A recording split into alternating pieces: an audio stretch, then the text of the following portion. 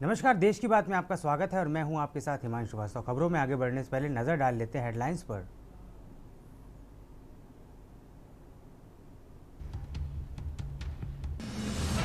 देश भर में आज पेट्रोल डीजल फिर महंगा, लगातार चौथाई बार बढ़े दाम। पेट्रोल ₹2.61 और डीजल ₹2.71 प्रति लीटर महंगा। नीट पेपर लीक केस में सीबीआई की कस्टडी में मनीषा राउज। एवेन्यू कोर्ट ने दी 6 दिन की कस्टडी। पुणे से गिरफ्तार हुई थी मुख्य आरोपी मनीषा। ईरानी विदेश मंत्रालय प्रवक्ता को बड़ा बयान, हम स्ट्रेट ऑफ हॉर्मुज पर कोई टोल नहीं लेंगे। यूपी में बकरीद को लेकर नई गाइडलाइन, कुर्बानी और नमाज को लेकर सीएम योगी के आदेश, सार्वजनिक जगह पर नहीं होगी कुर्बानी। कानपुर में पिता पुत्र की हत्या का आरोपी मुठभेड़ में गिरफ्तार, दोनों पैर में लगी गोली। आशाराम को एक बार फिर कोर्ट से हाई कोर्ट ने 7 जुलाई तक बढ़ाई अंतरिम जमानत। धार्मिक रक्षा, भीड़ जुटाने और देश छोड़ने पर लगी रोक। आप देख रहे हैं के न्यूज, खबरों का सारथी। अब रुक करते खबरों की ओर। देश भर में पेट्रोल और डीजल की कीमतों में एक बार फिर बढ़ोतरी देखने को मिली है। सोमवार को पेट्रोल ₹2.61 और डीजल लगभग ₹2.71 लीटर महंगे हो गया। लगातार बढ़ती कीमतों के पीछे अंतर्राष्ट्रीय बाजार में कच्चे तेल की कीमतों में उछाल और कमजोर होता रुपया एक बड़ी वजह माना जा रहा है। तेल कंपनियों का कहना है कि बढ़ती आयात लागत के चलते उन्हें भारी नुकसान उठाना पड़ रहा है। हालांकि अंतर्राष्ट्रीय बाजार में कच्चे तेल की कीमतों में आई हालिया गिरावट ने राहत की उम्मीद जरूर जगा दी है। देखिए हमारी एक खास रिपोर्ट।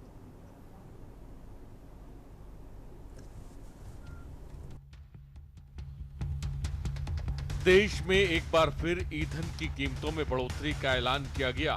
इस दौरान पेट्रोल की कीमत ₹2.61 प्रति लीटर और डीजल की कीमत ₹2.71 प्रति लीटर बढ़ाई गई है। ये बढ़ी हुई कीमतें पूरे देश में तत्काल प्रभाव से लागू हो गई हैं।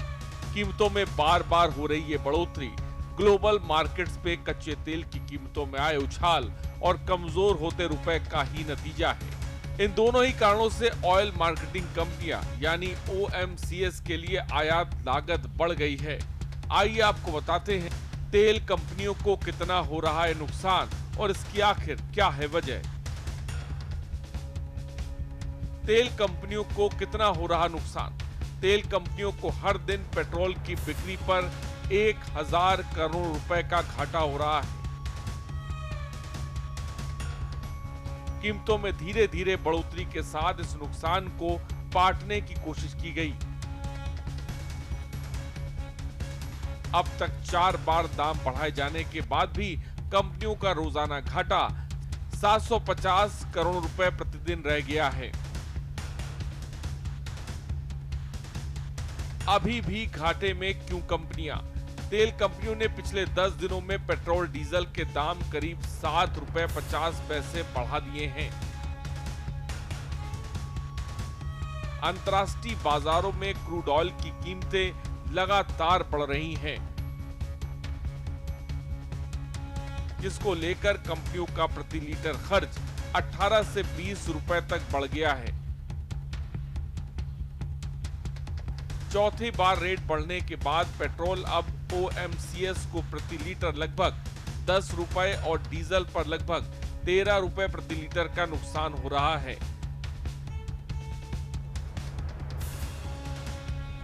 दस से 13 रुपए प्रति लीटर का नुकसान करोड़ों लीटर के तेल पर जुड़ता है। तीनों सरकारी कंपनियों यानी IOCL, HPCL और BPCL को मिलाकर हर दिन 750 करोड़ रुपए का घाटा हो रहा है।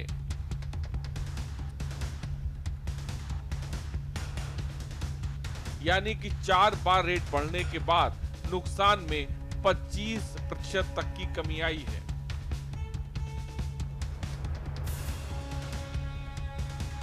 वहीं दूसरी तरफ अमेरिका और ईरान के बीच शांति वार्ता में प्रगति की खबरों के बीच आज कच्चे तेल की कीमतों में 5% तक की गिरावट आई है। अगर कच्चा तेल लगातार ऐसे ही सस्ता होता रहा तो कंपनियों का ये घाटा अपने आप ही कम होता जाएगा। इससे आम जनता को भी पेट्रोल डीजल की बढ़ी हुई कीमतों से फिलहाल राहत मिल सकती है। हालांकि आज अंतर्राष्ट्रीय बाजार में कच्चे तेल की कीमतों में आई नरमी ने राहत की उम्मीद जरूर जगाई है, लेकिन फिलहाल तेल कंपनियों पर दबाव पूरी तरह खत्म नहीं हुआ है। अगर आने वाले दिनों में क्रूड ऑयल की कीमतों में लगातार गिरावट बनी रहती है और रुपए भी मजबूती आती है, तो ऑयल मार्केटिंग कंपनियों का घाटा धीरे धीरे कम भी हो सकता है। ऐसे में पेट्रोल और डीजल की कीमतों में स्थिरता आने के साथ आम लोगों को भी महंगाई से कुछ राहत मिलने की उम्मीद है। फिलहाल सबकी नजरें ग्लोबल ऑयल मार्केट और सरकार की अगली रणनीति पर टिकी हुई हैं। स्पेशल रिपोर्ट के न्यूज इंडिया।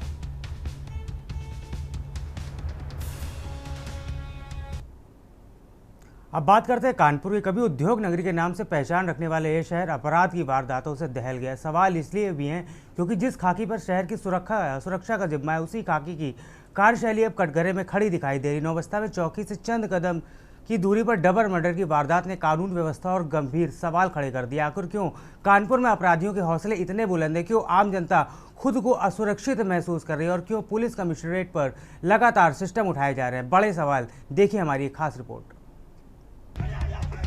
कहते हैं शहर का निजाम अगर अंधा हो जाए तो फिर उस शहर का खुदा ही मालिक है। मेट्रो सिटी कानपुर का हाल अब कुछ ऐसा ही हो चला है। लखनऊ में बैठे सूबे के मुखिया सीएम योगी आदित्यनाथ अपराध पर जीरो टॉलरेंस का दम भरते हैं, पर जिनके दम पर सीएम योगी ये दम भर रहे हैं, असल में उनका ही दम निकल चुका है। शहर की खाकी अपराधियों के आगे नतमस्तक हो चुकी है। अपराधी सरेआम अपराध कर रहे हैं और वर्दी उनकी रहबरी में व्यस्त है। कानपुर पुलिस कितनी सजग है, इसकी तस्वीर आपको दिखाएंगे। उसके पहले आपको वो 3 चेहरे दिखाते हैं जिनकी कार्यशैली ने कानपुर को अपराध सिटी बना दिया, जिनके कंधों पर कानपुर शहर के लॉ एंड ऑर्डर को संभालने की जिम्मेदारी थी। उन्हीं ने कानपुर के लॉ एंड ऑर्डर को बिगाड़ दिया। कहने को तो आईपीएस अफसर हैं, पर न अपराध से शहर को बचा पा रहे हैं और न वर्दी की लाज रख पा रहे हैं। हाँ, हर महीने मोटी तनख्वाह उठाने का काम आसानी से हो रहा है। सवाल है, अगर वर्दी आम आदमी को सुरक्षा का एहसास ही नहीं दिला सके तो वो वर्दी किस काम की? पहली तस्वीर कानपुर पुलिस कमिश्नर रघुवीर लाल की है, जिनके कंधों पर कानपुर को भय मुक्त रखने की जिम्मेदारी है, लेकिन जनाब अपनी जिम्मेदारी में पूरी तरह फेल हो गए। दूसरी तस्वीर कानपुर के जेसीपी क्राइम विपिन टांडा की है, जिनके कंधों पर शहर को अपराध मुक्त रखने का भार है, लेकिन ये भार उनसे उठ ही नहीं रहा। और तीसरी तस्वीर कानपुर के साउथ डीसीपी दीपेंद्र नाथ चौधरी की है, जिनसे दक्षिण की कानून व्यवस्था संभल ही नहीं रही। क्योंकि कानपुर शहर में बीते रविवार की रात नौबस्ता थाना क्षेत्र में जो कुछ हुआ, उसने वर्दी के इकबाल की धज्जियां उड़ा कर रख दी। भीड़ भरे शहर में सरेआम 3 बाइक सवार लड़कों ने दूसरी बाइक पर जा रहे एक पिता और 2 बेटों को चाकुओं से गोद दिया, और वो भी चौकी से महज 20 कदम दूर। सरेआम हत्या का तमाशा सैकड़ों लोगों ने देखा, लेकिन किसी के कलेजे में इतना दम नहीं दिखा कि वो अपराधियों को रोक सके। खैर, दम आए भी तो कैसे, क्योंकि जब वर्दी ही अपराधियों की रहबर बन जाए तो वर्दी वालों का दम अपराधी निकाल दे तो आम आदमी की औकात ही क्या है। हैलट अस्पताल के स्ट्रेचर पर घसीटी जा रही 2 लाशें उस कानून व्यवस्था की हैं, जिन्हें अपराधियों ने सरेआम चाकू से गोद डाला। वर्दी की इज्जत सरेआम नीलाम कर दी और बता दिया कि कानपुर के अफसरों की वर्दी में अब वो दम नहीं जो अपराध को रोक सके। अपराध रोकने के लिए दी गई उस पिस्टल में उतना पीतल भी नहीं कि अपराधियों को 2 गज जमीन के नीचे पहुंचा सके, क्योंकि अब तो हत्यारों के इनकाउंटर भी हाफ हो रहे हैं, और वो भी इतने सफाई के साथ कि अंधा भी उसे महज खाना पूर्ति बता सकता है। यकीन न हो तो अब ये वीडियो देख लीजिए। पुलिस ने हाफ एनकाउंटर कर डबल मर्डर के जिस हत्यारे को दोनों कंधों का सहारा देकर अस्पताल के बेड तक पहुंचाया, उसके दोनों पैरों को देखिए। दोनों पैर से खून की बहती नदी को रोकने के लिए सफेद रंग का मोटा तौलिया बांध रखा है, लेकिन जैसे ही तौलिया खुला, वर्दी का खेल भी खुल गया। पुलिस ने जिस अपराधी के पैर में पीतल भरने का दम भरा, उसके पैर में पीतल घुसने के छेद से खून की एक बूंद तक नहीं निकली। तौलिए में खून का एक दाग तक नहीं दिखा। जिस पैंट को अपराधी ने पहन रखा है, उस पैंट में खून का एक छींटा तक नहीं है। और तो और, पैंट हटने के बाद जहां गोली लगी, उस पैर से एक खून का धब्बा तक नहीं। अब सोचिए कि अपराधी के पैर में पुलिस की पीतल घुसे और खून की एक बूंद न निकले, क्या ये हो सकता है? लेकिन ये कानपुर पुलिस है जनाब, यहाँ कुछ भी हो सकता है। कानपुर में आए दिन अपराध बढ़ रहा है, आम जनता बेबस है, और वर्दी पहनकर एसी कमरों में अफसर गांधी जी के बंदरों की तरह बैठे हैं। न देख बुरा, न सुन बुरा और न बोल बुरा। बस शहर में होते रहने दे बुरा, फिर चाहे किसी का परिवार खत्म हो जाए या सरेआम मर्डर हो जाए या कमर में कट्टा और चाकू खोसकर कोई भी पूरा शहर घूम आए। सवाल बड़े हैं जो मुर्दा हो चुके कानपुर पुलिस कमिश्नरेट सिस्टम पर उठ रहे हैं, जिनके जवाब आम जनता पूछ रही है। सवाल है, आखिर शहर में महज कुछ सड़कों पर सिर्फ पैदल मार्च कर खाना पूर्ति क्यों की जाती है? रोज शाम 5 बजे से रात 11 बजे तक सघन तलाशी अभियान क्यों नहीं चलता? पुलिस बैरिकेड कर देर शाम से ड्रिंक एंड ड्राइव अभियान क्यों नहीं चलाई जाती? अंधेरे इलाके में पुलिस की पिकेट बैरिकेड कर लोगों की चेकिंग क्यों नहीं करती? बंद कमरों में बैठे बड़े अफसर अपने जवानों संग फील्ड में क्यों नहीं उतरते? ड्यूटी पर तैनात अफसर बैरिकेड लगाकर गाड़ियों की सघन चेकिंग क्यों नहीं करते? असल में कानपुर में कानून के रखवालों का जमीर मर चुका है। शाम होते ही सिस्टम अंधेरे का कफन ओढ़कर पुलिस थानों में कैद हो जाता है। वसूली और उगाही में मस्त जिम्मेदारों को अपराध दिखता ही नहीं। अफसर ऐसी कमरों से बाहर ही नहीं निकलते। डरता है तो बस आम आदमी जो दिन भर थक हार कर 4 पैसे कमा कर घर लौटता है, क्योंकि आम जनता का भरोसा पुलिस से उठ चुका है। अब वर्दी देखकर अपराधी नहीं, आम आदमी डरने लगा है, क्योंकि जब कानून के रखवाले ही आंखें मूंद लें तो फिर शहर की सुरक्षा राम भरोसे ही रह जाती है। ऐसे नाकारे सिस्टम और ऐसे नाकारे अफसरों से तो राम ही बचाए। स्पेशल डेस्क के न्यूज इंडिया। भीषण गर्मी के बीच पानी की समस्या से परेशान लोगों का गुस्सा आखिरकार सड़कों पर फूट पड़ा। भिलाई चरौदा नगर निगम के वार्ड 21, 22, 23 और 24 के सैकड़ों रहवासियों ने निगम कार्यालय पहुंचकर जोरदार प्रदर्शन किया और पानी की समस्या को लेकर महापौर को मुलाकात की। प्रदर्शन में बड़ी संख्या में महिलाएं भी शामिल रहीं। लोगों को कहना था कि वे पिछले 3 वर्षों से बूंद बूंद पानी के लिए तरस रहे हैं, लेकिन अभी तक स्थायी समाधान नहीं हुआ है।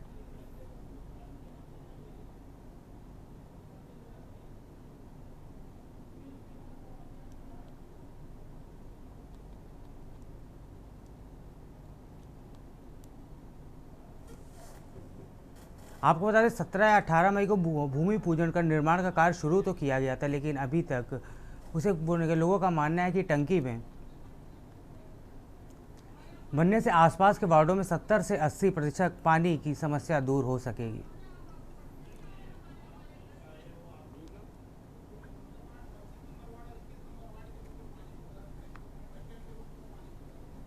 जी, आज हमारे वार्ड के एक विषय था कि हमारे वार्ड में एक पानी टंकी का मांग पिछले 5 साल से किया जा रहा था। महापौर जी द्वारा इस वर्ष 1,63,00,000 की लागत से पानी टंकी स्वीकृत किया गया है, किंतु पानी टंकी हमारे क्षेत्र में प्राइवेट क्षेत्र है, वहाँ कोई भी शासकीय भूमि है नहीं। तो कुछ शासकीय दुकानें और कुछ अतिक्रमण है, उसको तोड़ते हुए उस जगह पे बनाने का हमारा मांग शुरू से दर रहा है। तो महापौर जी ने उस मांग को मानते हुए उस जगह पे 1,63,00,000 की लागत से टंकी स्वीकृत कर दी है। जो महत्वपूर्ण विकास कार्य में सबसे पहली प्राथमिकता हम लोगों ने पेयजल को रखा है। पेयजल के लिए हम लोगों ने, जैसा कि मैंने आपको बताया कि पेयजल के लिए जहां जहां पानी की क्राइसिस ज़्यादा है वहां समवेल से पानी चढ़ाने के लिए प्रस्ताव हम लोगों ने 7 जगह पानी का प्रस्ताव हम लोगों ने रखा है समवेल के माध्यम से। दूसरा जो ट्रांसपोर्ट नगर, हमारा ट्रांसपोर्ट नगर था, ट्रांसपोर्ट नगर फेज 1 के जो बचे हुए जो दुकान थे, भूखंड थे, उनकी नीलामी हम लोगों ने भी विगत दिनों किया था। बेमेतरा जिले के साजा ब्लॉक में एक बार फिर से एसीबी ने दस्तक दी है और किसान के बंटवारे से नाम पर पैसे लेते पटवारी को रंगे हाथों गिरफ्तार किया। दरअसल पूरा मामला साजा ब्लॉक के डोंगी तराई केतवरा का है, जहां किसान नरोत्तम साहू के बंटवारे के नाम पर पटवारी ओंकार सोनवानी ने 25,000 रुपये की रिश्वत की मांग की। वही 15,000 में सौदा तय हुआ। वही आज सोमवार को किसान एसीबी की टीम के साथ रिश्वत की रकम देने पटवारी कार्यालय पहुंचा, जहां पटवारी को पैसे लेते एसीबी की टीम ने धर दबोचा। वही किसान नरोत्तम साहू ने मीडिया से बातचीत करते हुए बताया कि पटवारी ने 25,000 की मांग की थी और 15,000 में सौदा तय हुआ था।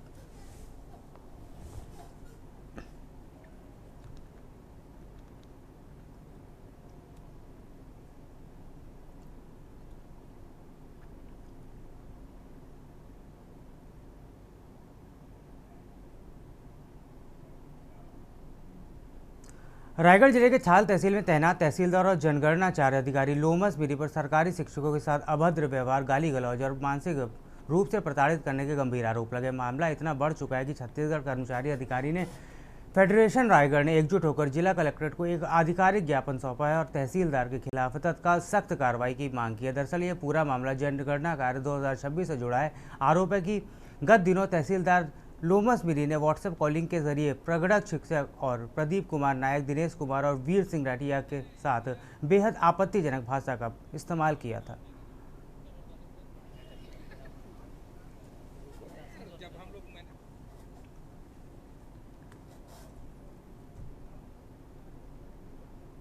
अब खबर राजस्थान के सीकर से, जहां धोद विधानसभा क्षेत्र के सिकंदराबाद गांव में बासिंदे भीषण गर्मी से गंभीर पेयजल संकट से जूझ रहे हैं। पेयजल संकट के प्रति जिम्मेदारों की उदासीनता पर आज ग्रामीणों का गुस्सा फूट पड़ा। उन्होंने पंचायत कार्यालय का घेराव कर जोरदार प्रदर्शन करते हुए जल आदाय विभाग के साथ प्रशासन और जनप्रतिनिधियों के खिलाफ नारेबाजी की। ग्रामीणों का आरोप है कि कई बार शिकायतें करने, ज्ञापन सौंपने के बाद भी इस समस्या का अभी तक समाधान नहीं हो पाया। आज हमारे गांव में काफ़ी संख्या में गांव के लोग इकट्ठा हुए हैं और आक्रोशित हैं, क्योंकि हमारे गांव में पिछले 2 साल से पानी की गंभीर समस्या से लोग ग्रसित हैं, जिसका काफ़ी बार अधिकारियों को मौखिक और लिखित में भी सूचना व प्रार्थना पत्र दे दिए गए हैं, लेकिन कोई निस्तारण नहीं हुआ है। आज ग्रामवासी समिति यहाँ इकट्ठे हुए हैं, आक्रोशित हैं और उनकी समस्या जायज़ है, क्योंकि पानी की बहुत मूलभूत समस्या है।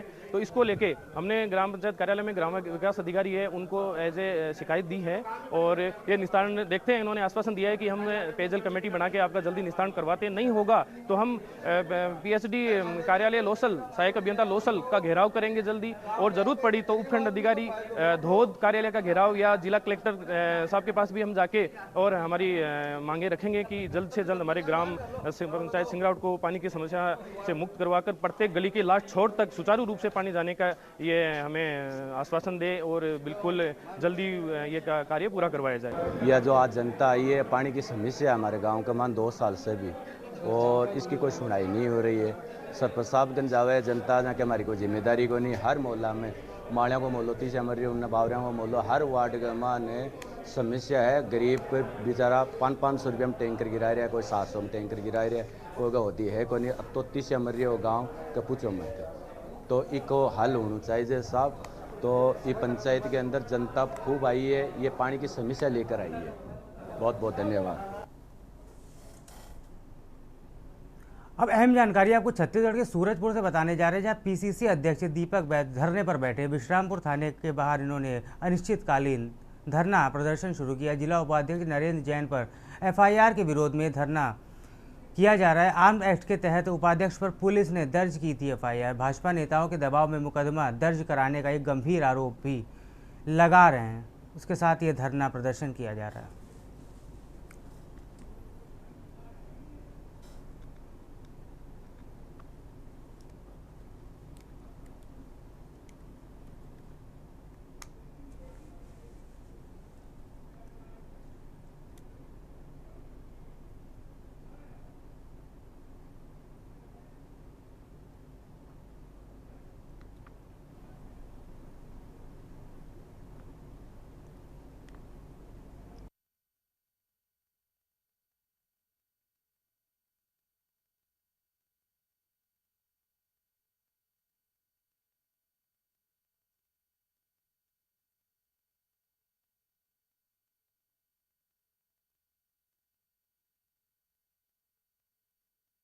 सूरजपुर से आपको अहम जानकारी बता रहे हैं। पीसीसी अध्यक्ष धरने पर बैठे हैं विश्रामपुर थाने के बाहर। ये धरना अनिश्चितकालीन धरना शुरू किया गया है। जिला उपाध्यक्ष नरेंद्र जैन पर एफआईआर के विरोध में धरना प्रदर्शन किया जा रहा है। आर्म्स एक्ट के तहत उपाध्यक्ष पर पुलिस ने एफआईआर दर्ज की है। अहम जानकारी आपको छत्तीसगढ़ के सूरजपुर से बता रहे हैं, जब पीसीसी अध्यक्ष दीपक बैज अनिश्चितकालीन धरना पर बैठे हैं विश्रामपुर थाने के बाहर। उन्होंने अनिश्चितकालीन धरना प्रदर्शन शुरू किया है। कानपुर में मूक बधिर के साथ लूटपाट करने वाले आरोपी मुकीम को थाना रेल बाजार पुलिस ने महज 24 घंटे के भीतर गिरफ्तार कर लिया। पूरी घटना का खुलासा करते हुए एडीसीपी शिवा सिंह ने बताया कि 24 मई 2026 को सुशील अपने घर कल्याणपुर से ऑटो में रेलवे स्टेशन के लिए रवाना हुए थे। ऑटो चालक यानी आरोपी मुकीम ने सुनील को भूखे होने का नाटक कर रेलवे के पास एक सुनसान रास्ते पर ले गया और वहां पर लूट की वारदात को अंजाम दिया। किसी तरह से वह जान बचाकर वहां से सुशील अपनी बहन नीलम को आपबीती सुनाई। नीलम ने थाना रेल बाजार में जाकर पुलिस को तहरीर दी और कार्रवाई करने की मांग की। पुलिस ने सीसीटीवी खंगालते हुए आरोपी मुकीम को महज 24 घंटे में गिरफ्तार कर लिया है।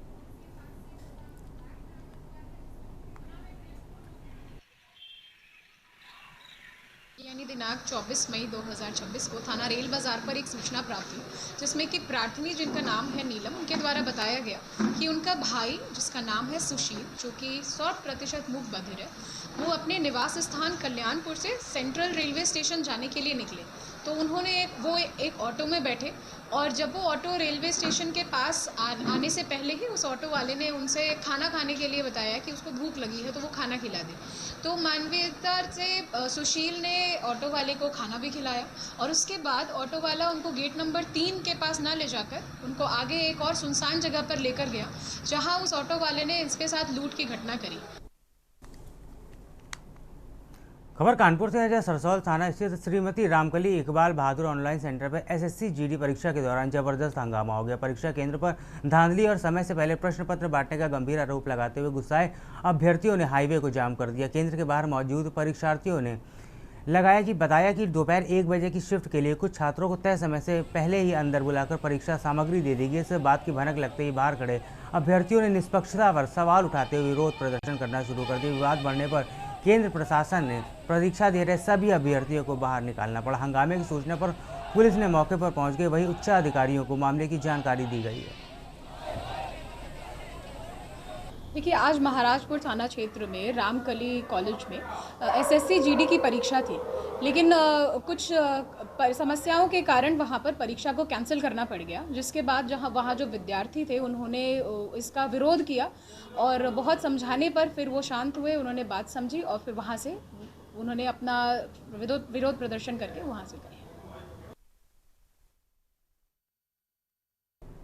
महाराजगंज जनपद के कोल्होई थाना क्षेत्र के दबंगई और कानून को ठेंगा दिखाने वाली एक बेहद हैरान करने वाली वारदात सामने आई। यहाँ एक पेट्रोल पंप पर तेल लेने गए युवक के पंप कर्मियों ने मिलकर लात घूंसों और लाठी और हॉकी और डंडे से सरेआम बेरहमी से पिटाई कर दी। इस खौफनाक मारपीट का लाइव वीडियो अब सोशल मीडिया पर तेजी पर वायरल हो रहा है, जो पूरे क्षेत्र में कौतूहल और आक्रोश का विषय बना हुआ है। यह पूरी वारदात कोल्होई थाना क्षेत्र के स्थानीय कस्बे के पास स्थित एक पेट्रोल पंप की बताई जा रही। वीडियो में साफ देखा जा सकता है कि किस तरह से पेट्रोल पंप के कर्मचारी मर्यादाओं को ताक पर रखकर एक अकेले युवक पर टूट पड़े हैं। दबंगों की सरेआम दहशतगर्दी को देखकर पंप पर मौजूद अन्य ग्राहकों में भी अफरा तफरी मच गई और लोग अपनी जान बचाकर वहाँ भागने लगे।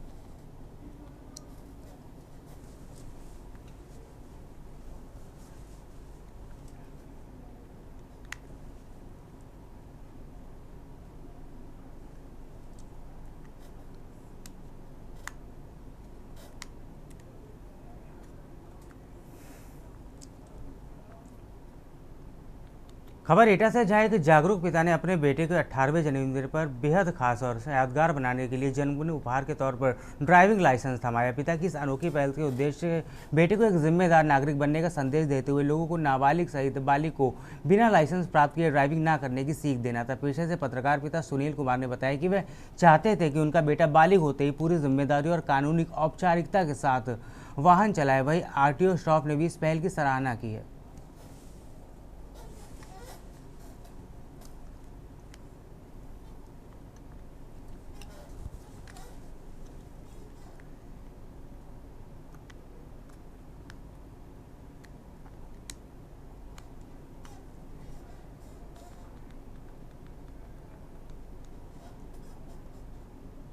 खबर सोनभद्र से, जहां उत्तर प्रदेश पंचायती राज अधिनियम के नियमों को ठेंगा दिखाकर सगे संबंधियों को फायदा पहुंचाने और सरकारी धन के बंदर बाट का एक बड़ा मामला सामने आया है। रॉबर्टगंज विकासखंड के अंतर्गत आने वाली ग्राम पंचायत धोबई में ग्राम प्रधान और पंचायत सचिव की मिली भगत से नियमों की धज्जियां उड़ाते हुए प्रधान के ही पिता को लाखों रुपए का भुगतान कर दिया गया। हैरान करने की बात यह है कि पूरे खेल पर ब्लॉक के जिम्मेदार अधिकारी लंबे समय से चुप्पी साधे बैठे और उत्तर प्रदेश पंचायती राज अधिनियम के तहत भ्रष्टाचार को रोकने और पारदर्शिता बनाए रखने के लिए एक कड़ा कानून है। इस नियम के मुताबिक कोई भी ग्राम प्रधान अपने पिता, पत्नी या बच्चा किसी भी अन्य करीबी रिश्तेदार को फर्म, दुकान और ग्राम पंचायत के सरकारी कार्यों के बदले किसी भी तरह का आर्थिक भुगतान नहीं कर सकता है। ऐसा करना सीधे तौर पर वित्तीय अनियमितता और पद का दुरुपयोग करना माना जाता है।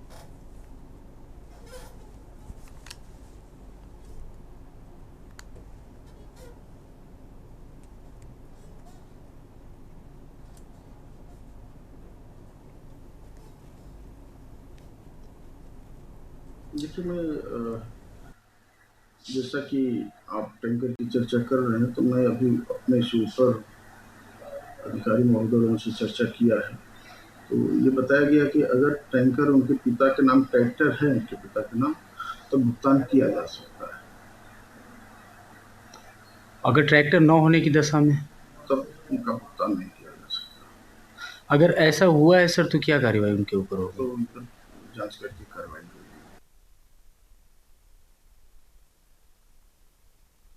सरकार पानी को लेकर के ग्राम पंचायतों में बहुत ज़्यादा पैसा भेजती है, जिससे कि गांव के जो ग्रामीण हैं उन्हें गर्मियों के दिनों में पेयजल किल्लत का सामना न करना पड़े।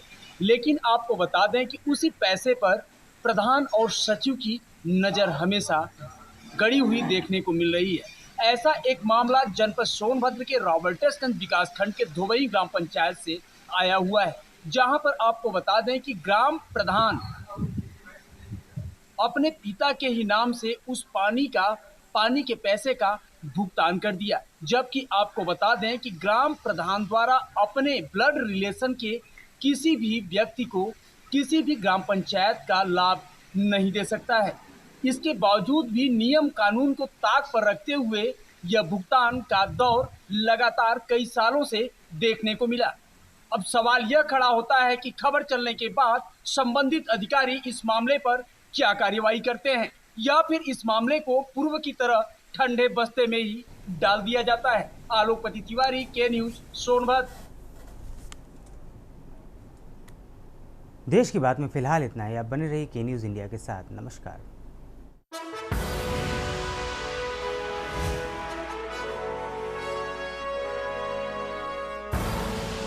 आप देख रहे हैं के न्यूज, खबरों का सारा।